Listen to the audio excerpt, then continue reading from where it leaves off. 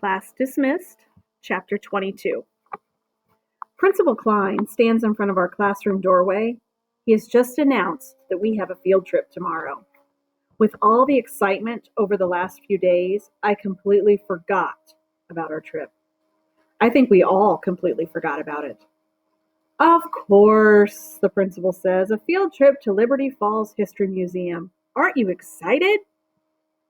I wouldn't use the word excited to describe our mood right now. I think I'd call it stunned.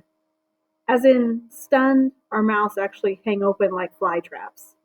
We stare at our principal, and someone coughs. Certainly Miss Bryce has caught you all up on the history of our wonderful town, asked Principal Klein. She's never mentioned a word about the history of Liberty Falls, not even by accident. But no one says a thing.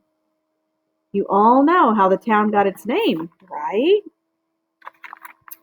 Asked the principal. He looks right at me, as if he expects me to blurt out the answer. I put my finger under my collar. How did it get so hot in here suddenly? I look down and say to my notebook, because there used to be some sort of waterfall, and because Liberty never falls, so it's sort of ironic, maybe? So you have learned, Principal Klein throws out a broad smile. Anyway, don't forget to bring your signed permission slips before you get on the bus. Tell Miss Bryce that Mrs. Frank will be by to collect them tomorrow morning. A moment later, he's gone. The door is closed, and no one in class dares to even breathe. But then Madeline breaks the so stunned our mouths actually hang open like flytrap silence by asking the question on my lips. It's the question on all our lips. How are we going to go on a field trip without a teacher? We all groan in unison. It's over. I knew we'd be caught, wails Maggie. First the play and now this. She buries her hand in her face. Maybe we can just call the office and tell them Mrs. Bryce is sick, suggests Madeline. Then they'll assign us a substitute for the day. Maggie looks up, hopeful. No way, says Emmy. Do you remember the last sub we had? Remember Drill Sergeant DeWitt? She made us do push-ups and run laps. She even had a whistle around her neck. Whenever you answered a question wrong, she blew the whistle until your ears fell off. Then she made the entire class do 50 sit-ups. We all remember Mrs. DeWitt. How could we forget? I still have nightmares about her. Cooper shivers more than the rest of us. After seeing him sneak a candy bar bite, Mrs. DeWitt made Cooper run 3 laps around the school, and it was raining. Cooper puts the chocolate bar he's holding back in his backpack, as if Mrs. DeWitt is peering inside some magical faraway crystal ball watching him snack. No one wants Mrs. DeWitt back, not even for one day.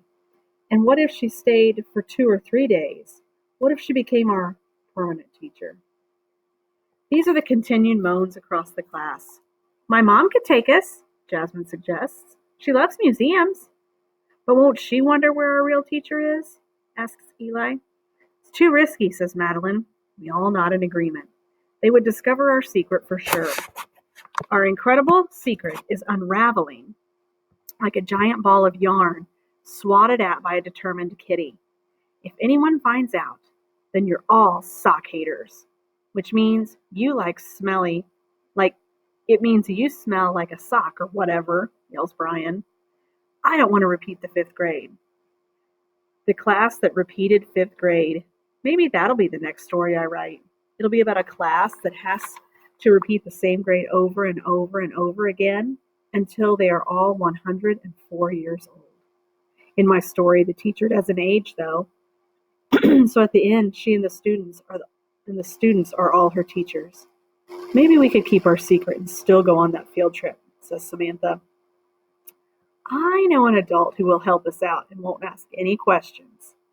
He'll pretend to be our teacher and everything.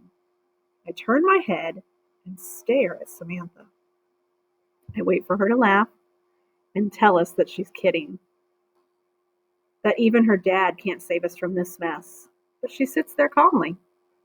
Are you sure? Asks Maggie. Pretty sure, says Samantha. She nods her head energetically. Very sure.